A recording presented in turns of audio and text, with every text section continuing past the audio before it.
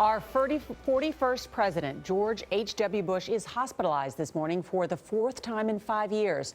President Bush, who is 92 years old, was seen in public less than 2 weeks ago at an NFL playoff game. Our Houston affiliate, that's KHOU, broke this story overnight. A Bush spokesman says the former president was admitted to Houston Methodist Hospital on Saturday.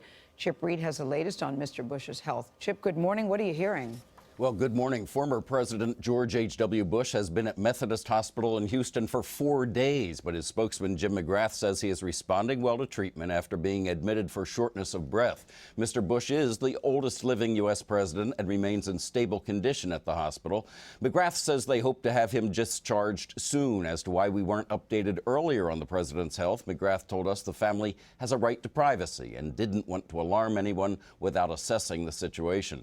Mr. Bush, who suffers from a form of Parkinson's, was hospitalized in 2014 for 7 weeks due to pneumonia. A year later, the president broke a bone in his neck after a fall at the family home in Kennebunkport, Maine.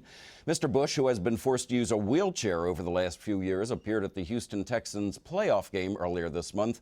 And in December, the 41st president celebrated the Pearl Harbor anniversary with former Senator Bob Dole. Now, the former president, who again is expected to leave Houston Methodist Hospital in a couple of days, had not been planning to head to Washington with wife Barbara for President-elect Trump's inauguration on Friday. Anthony?